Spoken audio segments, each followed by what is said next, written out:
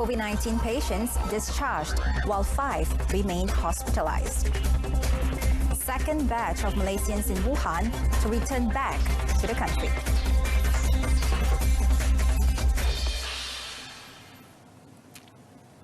Good afternoon. Thanks for joining us. You're watching Updates at Noon. I'm Wong Kang Sin.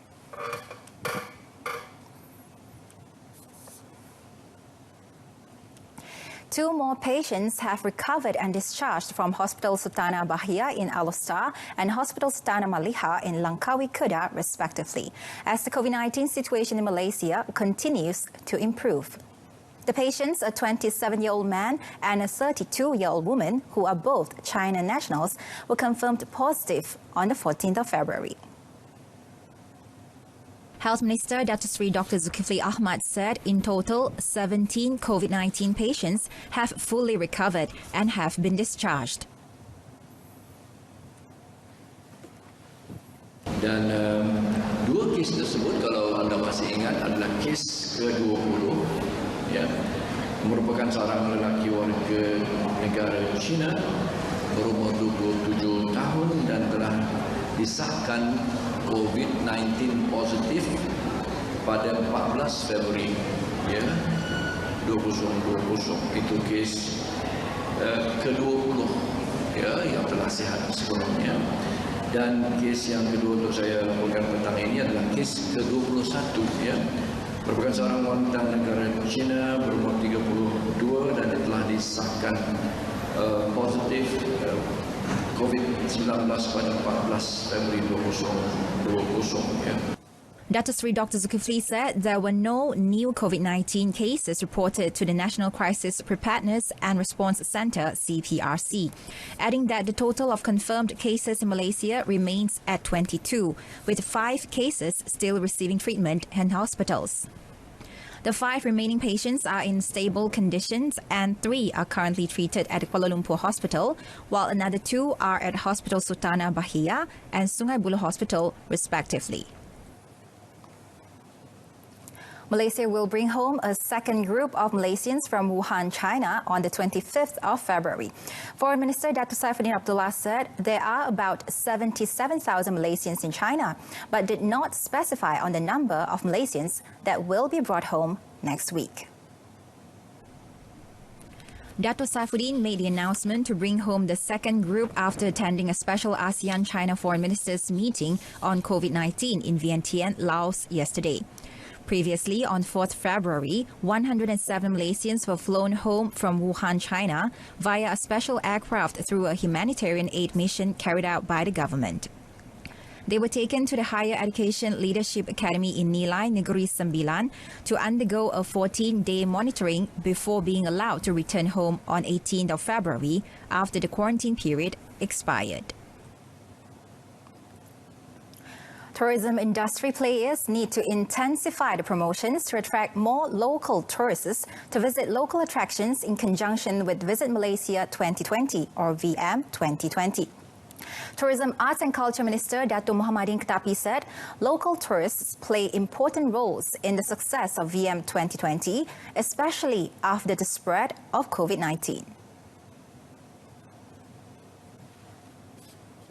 Tahun Melawat Malaysia 2020 ini kita bukan sahaja memikirkan pelancong yang datang daripada luar, tetapi kita sekarang ni tertumpu juga kepada pelancong dalam negara.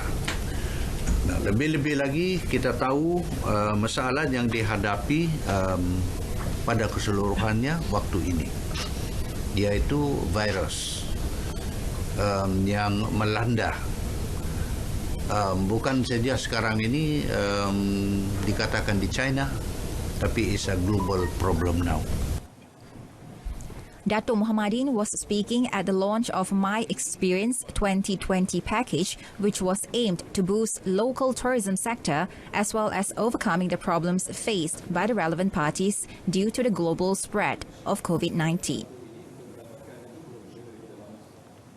In a related development, Deputy Human Resources Minister Dato' Mahfuz Omar said employees affected by COVID-19 have been urged to lodge complaints with the Labour Department so that action can be taken to assist them.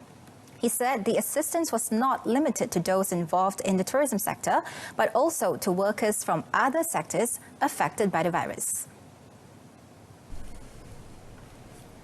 Dato Mahfuz said it is important that those affected lodge complaints with the Labour Department of the Industrial Relations Department if it relates to breach of contract and so on, or they will be laid off as a result of COVID-19. Semua sektor kita akan berikan perhatian dan yang penting sudah tentu mereka harus membuat aduan terlebih dahulu.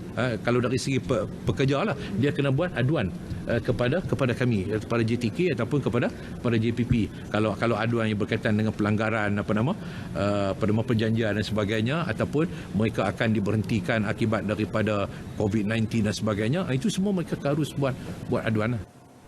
Speaking to reporters after attending a town hall session with his ministry in Kuantan, Pahang yesterday, the Deputy Minister also hoped that if there ever was a need for employers to lay off workers because of COVID-19, they were encouraged to terminate foreign workers first. On prioritizing of local workers voiced by the participants at the town hall session, Dato Mahfuz said currently the number of registered foreign workers in Malaysia was 1.9 million and did not exceed 15% of the country's labour force. An interim guideline for employees will be drafted to assist the government cope with the COVID-19 situation.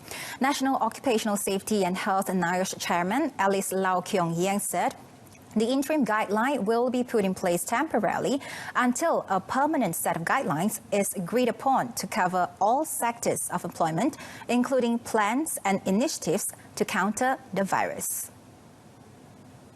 According to the NIOSH chairman, discussions on the issue will be tabled during the 35th Annual General Meeting of the Asia-Pacific Occupational Safety and Health Organisation, APOSHO, this August.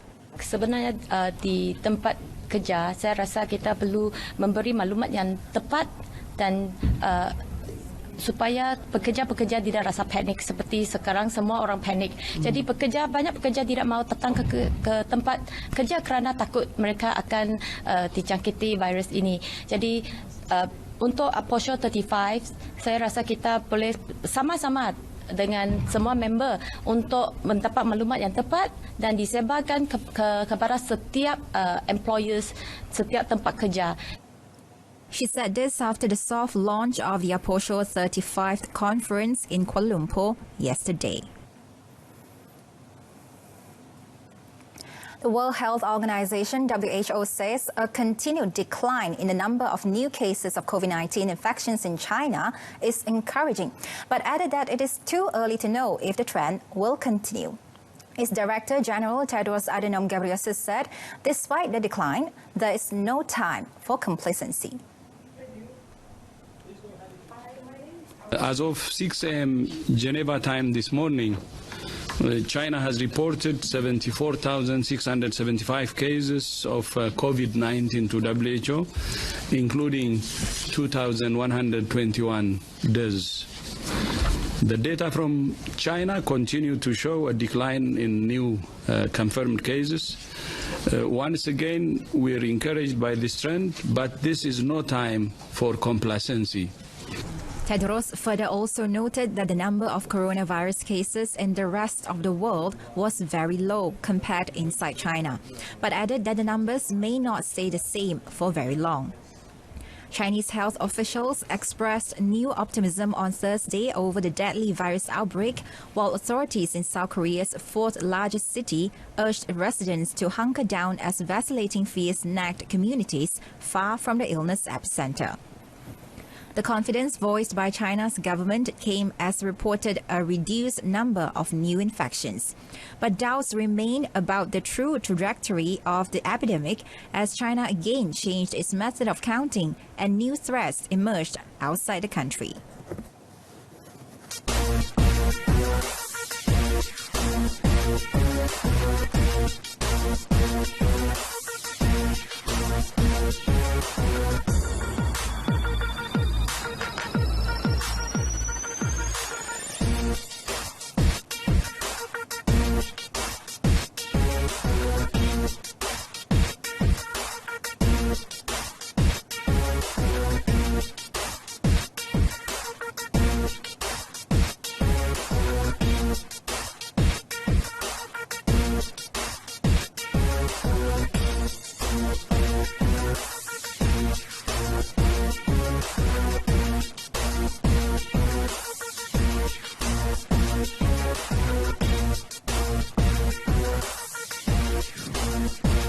The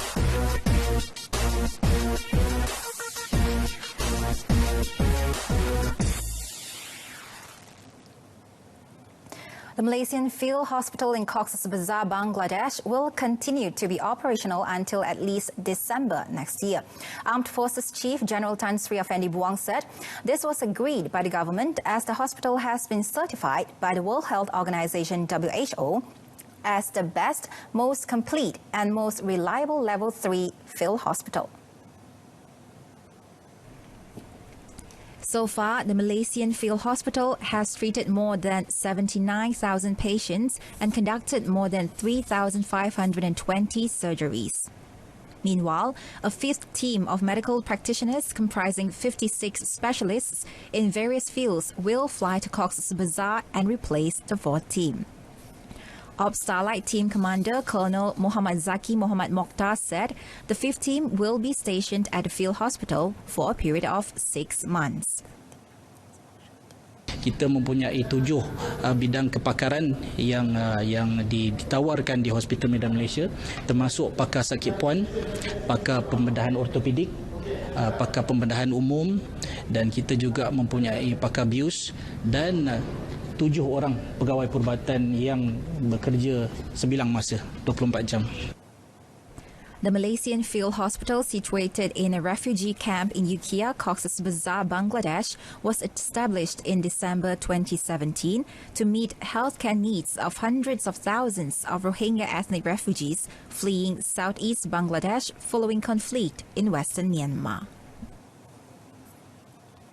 Urus Harta Jamaah Sendirian Berhad (UJ), a fully subsidiary of the Finance Ministry Incorporated, has strongly denied any allegation by certain parties that a senior leader in the government had shut down Tabung Haji TH hotels and dismissed the affected hotel staff. UJ also condemned all irresponsible and false allegations on social media, including one which carries a death threat. In a statement released yesterday, UJ said the senior leader mentioned was in fact not been involved with any decision on TH or UJ restructuring processes. The management of UJ and its assets are governed by its board and professional senior management. The assets transferred from TH to UJ include listed equities, 29 properties, and 1 unlisted assets including 4 hotels. Meanwhile, TH Assets Recovery Plan showed improvement as TH registered 1.3 billion ringgit in profit during its first 9 months last year. Its total assets had also improved, exceeding its liabilities by 2.3 billion ringgit. Deputy Prime Minister Datuk Seri Dr. Wan Azizah Wan Ismail says it is timely to form a charity commission to improve the efficiency, transparency and good governance of the social finance sector. She said the establishment of such a commission would also prevent incidents of monies donated to charitable causes not reaching the intended recipients. This would also allow for a transparent mechanism in determining the deductible amount for administrative purposes. More importantly, it will also establish best practices in the social finance sector.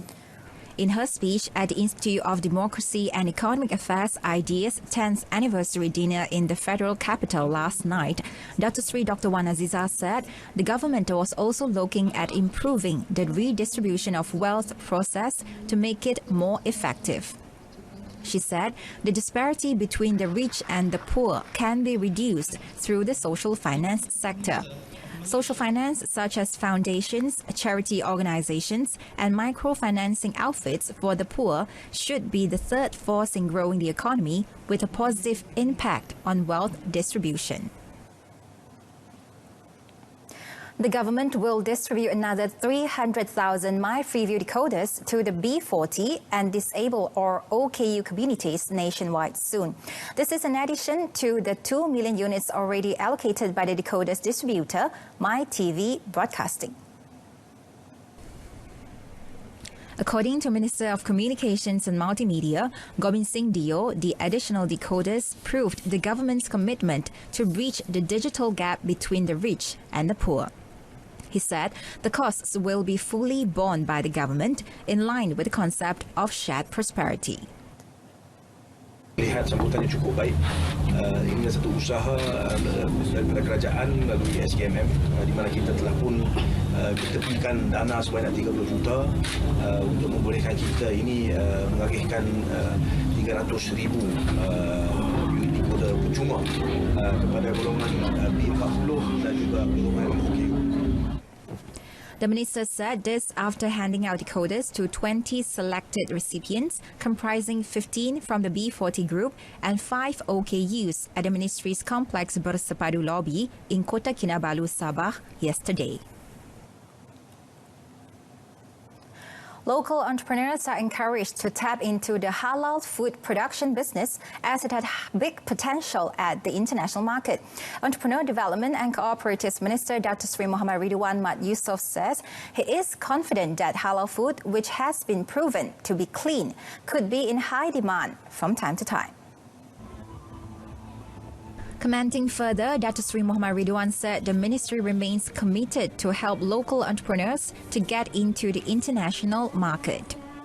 Juga kita menggalakkan usahawan di sini sebab ada petanda yang baik. Ada hikmahnya daripada apa yang terjadi hari ini. Menggalakkan contoh orang-orang Melayu Islam lebih berkecimpung dalam pembuatan makanan halal. Jadi kita kementerian sentiasa membantu membuka ruang. Contoh kita dah membawa pun beberapa usahawan ke Jepun. Dan orang Jepun sangat-sangat mahu melihat kepakaran kita dan mahu menggunakan barang buatan dari Malaysia dari sudut barangan halalan thayyibat itu sendiri. Meanwhile, various efforts is being done by the ministry to help young and rural entrepreneurs, including the Tunas Usahawan Belia Daerah TUA program, to start the program.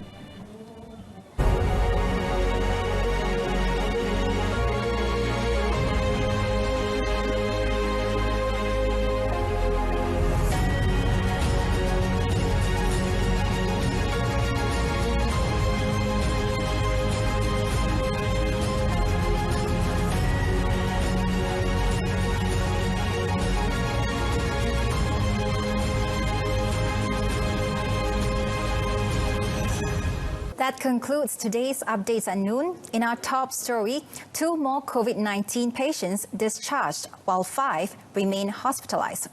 Join us again at 7 this evening. Till then, I'm Wong Kang Sin. Stay tuned and have a pleasant day ahead.